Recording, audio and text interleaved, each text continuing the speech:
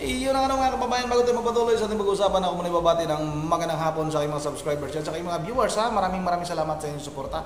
Shout out sa inyong lahat. Yun ang tuloy na tayo kagad sa ating pag-uusapan. At sa video na ito, pag-usapan natin ulit. Medyo matagal na hindi natin napag-usapan itong si Epifanio Labrador, ang vlogger na Tapangan. Ngunit ang katotohanan ay support naman. Yun ang mga kababayan, napakatindi ng banta nitong si Epifanio Labrador laban kay BP Sara Duterte at sa 18 senador na pumirma para may balik yung article of impeachment sa Kongreso, mga kababayan. Ang yabang talaga ng tao na ito. Ang tapang daw niya. Sasaksakin daw niya si BP Sara Duterte. Hihiwain daw niya, mga kababayan, yung buong katawan. Nagigigil ako eh. Hihiwain daw yung buong katawan niya ni BP Sara Duterte nitong si Epifanio Labrador.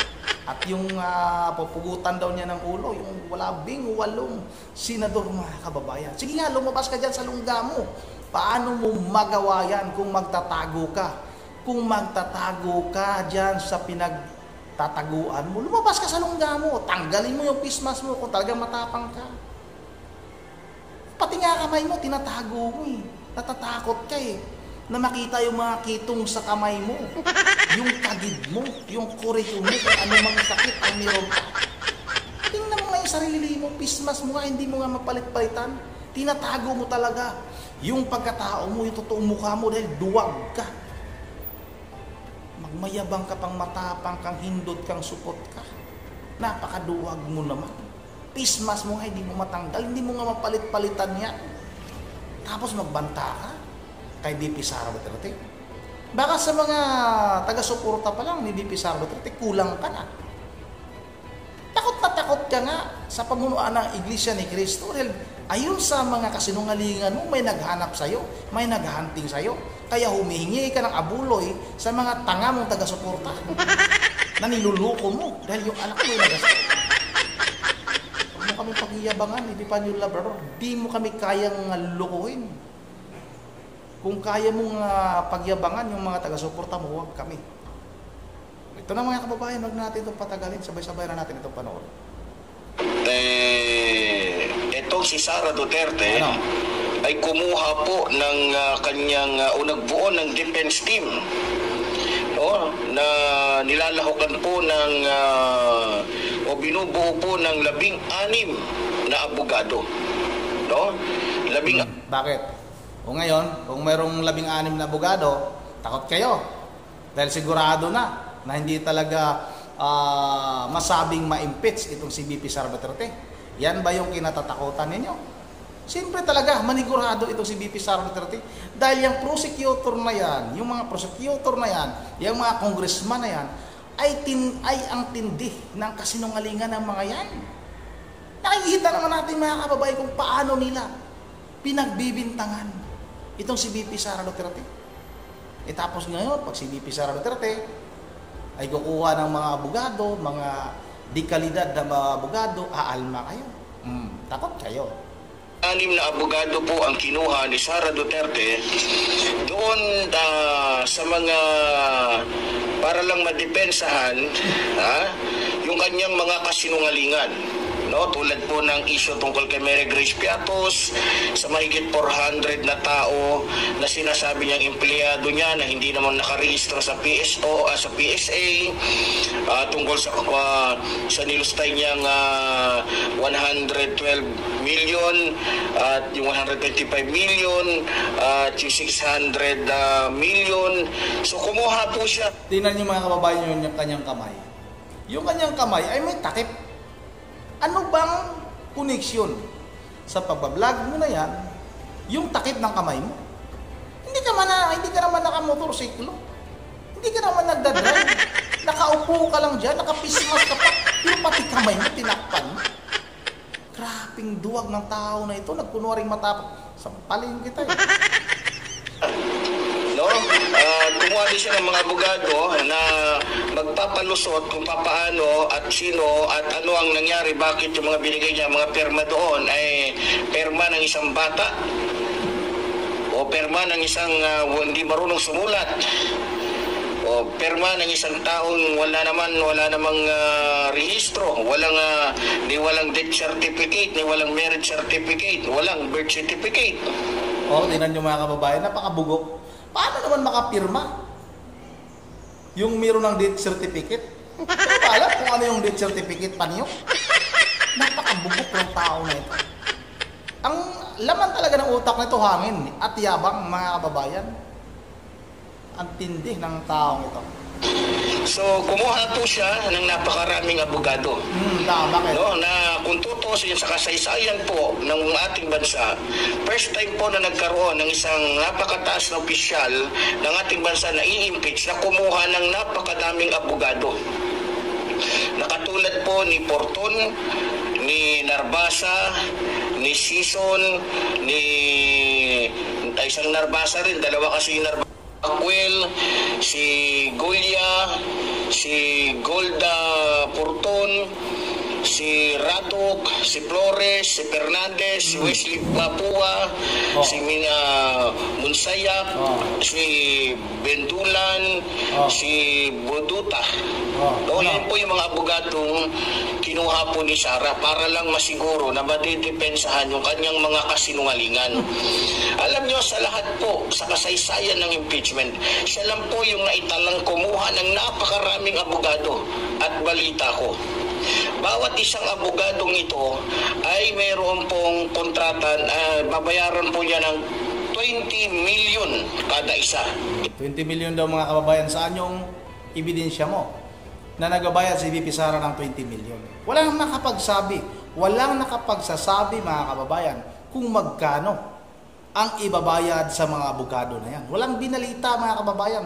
Pero si VP Labrador, meron siyang 20 million na binabanggit. Hindi natin alam mga kababayan dahil sa dami nagmamahal kay Vice President Sara Duterte, hindi natin alam kung may nagbibigay ng mga donasyon. Kung mayroong sumasagot sa mga abogado na yan, sagot na. Halimbawa lang mga kababayan, kung mayroong mga taga-suporta, alam naman natin na maraming nagmamahal kay VP Sara Duterte. Hindi katulad nitong si Epifanio Labrador na kahit pagkain na lang, pambili na lang ng gamot ng kanyang anak daw, ay kailangan niya pang magpapalimos. Ibahin mo, Epifanio Labrador, yung kalagayan mo sa kalagayan ni VP Sara Duterte. Ano naman pakialam mo? Kung kukuha si VP Sara Duterte ng napakaraming abogado, kung may pambayad naman, wala namang problema yan, mga kababayan. Ang problema, kung katulad mo na nangluloko ka, pati anak mo dinadamay mo sa kalokohan mo. Sinasabi mo, yung anak ko nagkasakit. Ito, mamamatay na yung anak ko. Pero siya pala mga kababayan, yung pumunta ng ospital. Dahil nga sa namamanas na yung kanyang pagmumukha. Ulit natin ito. Tingnan nyo yung laki. Laki ng mata mo. 20 million pesos ang ibabayad niya, plus iba pa yung appearance. Kada atin ng mga abogadong ito ay mayroon pong nagkakahalaga po ng 200,000 pesos kada atin nila. Tingnan nyo mga kababayan, 200,000 pesos. Pero mayroon na siyang datos mga kababayan. Mayroon na siyang alam. Samantalang, yung mga taga-mainstream media, yung talaga mga lehitimong reporter, ay walang makapagsasabi kung magkano talaga. At yung mga abogado walang tinatanggap. Siya na lang mismo mga kababayan ang gumagawa ng sarili niyang kwento. Minumulto na ito sa sarili niya kasinungalingan mga kababayan. Yan po ang babayaran ni Sara sa kanila. Ang tanong, saan kinuha ni Sara yung ganong kalaking halaga? Sa 5 piraso pa lang na kinuha niya yan sa mga kinukuha niyang kuhol. Kasi nga mga kababayan, itong si Epifanio Labrador ay nangunguha ng kuhol yan. Baka doon ni VP Sara Duterte kukunin yung pambayad ng abogado. At yung sinasabi mo na farm mo, palisdaan mo, baka doon din hihingi si VP Sara sa'yo ng tulong. Diba? Napakaingot ng tao na ito. Abogado, sa 20 million, ilan na? Ilan na? 100 million na po yun.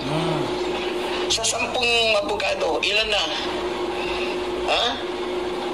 200 million na. Sa laki na kailangan, suggest natin dito, madali na ng ating Pangulo, kamayin niya na to. Kausapin niya ng ICC, padampot na agad niya si Sara. Kung ganun lang din naman ang pinapatagal-tagal nila yan. Isama na si Escudero at yung iba pa mga senador, isama na yan. Tapos pugutan lahat ng ulo doon, yung 18 mga senador. Pugutan na ng ulo lahat yan. Di ba? Wala din naman mga kwenta yung mga yan eh. Isama na si Bato, si Bongo. Isama na si Marcoleta. Para mawala na ng senador ng malaking mata. Walang kwenta, bobo. American Prague, tanga. Tingnan niyo mga kababayan, tingnan mo yung itsura niya. Kung pag-usapan natin yung malaking mata, siya yung malaking mata na mamaga mga kababayan. Kung mukhang American Prague naman, ikaw yun. Mahiya ka naman sa sarili mo. Ang lakas-lakas mo manglait, pero ganyan yung itsura mo. Tingnan mo yung itsura mo sa salamin. Iuntog mo kaya ang ulo mo ba yun para matauhan ka naman, akap. Sus na mga kababayan, hindi naman tayo nang lalait, pero pag ganitong klaseng tao, yung manlalait man lang sa kapwa natin, naku po mga kababayan, at yung sinasabi niya na pupugutan ang ulo, itong 18 senador, paano mo mapugutan yan? Lumabas ka dyan sa lungga mong pinagtataguan mo. Kung talagang matapang ka, lumabas ka. Kahit na lang magpakita ka nga ng mukha, paulit-ulit na natin sinasabi ito mga kababayan. Tanggalin mo yung face mask mo, sampalin kita. Maniwala ka sa akin. Naku mga kababayan, napakayabang ng tao na ito. Hanggang salita lang naman ito eh. Wala naman ito sa gawa. Patuloy natin ito. Diba? Akala ni Sara matatalo niya ang katotohanan dahil kumuha siya ng mapakaraming abogado. Pero isa lang titiyakin ko kay Sara, yes, nag-iisa lang si Attorney Bukoy. Pero naniniwala ako, mananaig siya laban sa 16 na hudas na abogado, no? Na bayad. Kesa sa isang abogado na ayaw magpabayad, na naglilingkod sa... Alam ni Panyo na walang bayad yung abogado. Tika pagsalita yung mga kababayan ha, lahat ng tawag nito, may mga ano na kasi may mga nadagdag na, no? May spokesperson na yung prosecutor, mayroon ng spokesperson yung Kongreso. Ang walang spokesperson mga kababayan, si VP Sara Duterte lang. Ayaw ni VP Sara kumuha ng spokesperson dahil dagdag bayad na naman. Akala mo ba yung pagsasalita ng abogado na hindi bayad yan? Namimigay nga sila ng ayuda mga kababayan, yung abogado pa kaya? Yung hindi binabayaran? Mukhang tanga ka naman, Panyong. Mukha ka talagang ingot ka talaga. Gamunggo talaga yung utak mo. Sinong paniniwalain mo na walang bayad yan? Yung mga taga-usig nga lang yan eh. Yung mga prosecutor na yan. Magkano yung binabayad? Ni tambalos-los sa mga yan. Sa pirma pa nga lang, 150 million na eh. Huwag mo kaming gawing katulad mong tanga, Panyong. Grabe ka naman. Mga Pilipino. Kaya kailangan po natin ng matinding dasal dito. Dahil ang kalalabanin po ni Attorney Bukoy ay yung 16 na abogado para ipagtanggol ang kasinungalingan, kahayupan, katarantaduhan ng isang vice presidente. Totoo ako sa tao. Matinding labanan. Isa laban sa 16. Ano yung mga prosecutor? 16 na handang pagtakpan ang kademonyohan, kasinungalingan at isang Pilipinong abogado na handang ipaglaban ang kabutihan, ang katotohanan, alang-alang sa mga Pilipino. Grabe ka, Sara. Ang lupit mo. Grabe yung kasamaan mo talaga. Pero ganun pa man, huwag tayo mawalan ng pag-asa. Hawak pa rin natin ang katotohanan at hindi yan malulusutan ni Sara. Sarap bungaling-sungal-ngalin itong tao na ito. Kung magsalita, akala mo'y totoong tao. Akala mo'y matinong tao. Magnanakaw naman, rapist naman itong mga kababayan. Durugista naman yan. Nagbanta pa yan dati na mamamatay tao daw siya. Inamin niya noon, nakapatay siya ng tao, nakulong siya.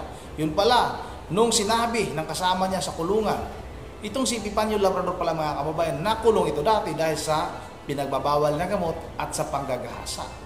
Tapos magmalinis ka, magdasal tayo, sampalin ko yung pagmumukha mo eh. Dito lilitaw ang katotohanan na yung sinasabi niya, sinisiraan lang ako, di puta ka. Landi ng bunganga mo, sungaling-ngaling ko yan eh. Ikaw sungaling-ngaling ko. Alam niyo, nanira lang to sa sa akin. Kasi baliw ka kasi. Ha? Alam naman natin. Kaya, kasi hindi ako kaalyado. Sarap mo saksakin talaga sa gilid kang gaga ka. Diba? Ang sarap saksakin tapos ipunat mo na. Yan mga kababayan, matinding bantayan. Saksakin sa tagiliran. Yan matinding bantayan. Dapat ito, seryoso na itong tao na ito. Papahanap na talaga ito eh. Sana sa mga nakapaligid kay VP Sara Duterte, kung sino man yung nakakapanood sa video na ito, paki-share nga ito para matauhan itong tao na ito, para maparusahan ito. Sobra-sobra na yung kademonyuhan itong tao na ito eh. Sobra-sobra na yung kayabangan nito eh. Tapos paghanapin naman, nagtatago ako. Kailangan ko ng tulong ninyo, kailangan ko pambiling bigas, kailangan ko ng abuloy, kailangan ko ng ganito. Nanguhal ako ng kuhol dahil wala na akong pangload. Paghanapin mga kababayan, talagang tudo mamakaawa. Tapos pag medyo luluwag na yung sitwasyon, saka kasi magyabang ngayon. Katulad nito. Hintayin mong makaupo si Senador Randy Marcolita. Sana tutuluyan ka talagang hayop ka. Pataas, yung para makita mo siya na parang umaano talaga, umaangat din. Sarap talaga butasin yung gitna ng iyan, tapos tanggalin lahat ng bituka para magbalat yung kademonyohan. Di ba? Ito si Sar. Sarap sungal-ngalin ng tao na itong yabang-yabang. Hiwain daw niya yung tiyan ni VP Sara Duterte. Pag ganun daw mga kababayan, tapos tatanggalan ng sus. Lumabas ka sa lungga mo. May mga nagsasabi kasi, sige, one-on-one na lang kayo. Subukan yung kumbinsin nito lumabas. Subukan ninyo. Sige, palabasin niyo yan. Papuntahin niyo sa pool. Nasa pool ako. Papuntahin niyo dito sa pool. Titingnan natin kung talagang matapang itong tao na ito. Ang yabang-yabang magsalita ng hinayupak na ito. Ang yabang-yabang magbanta ng tao ito. Ay kung saan ka mang lupalok ng galing. Baka pag pumunta ka ng mall, baka hindi mo alam kung paano ka bumalik sa lungga na pinagtataguan ng hinayupak. Ang yabang-yabang mo magsalita. Matinding banta ito mga kababayan. Dapat talaga, tagal na, marami na kaso na kasi ito eh.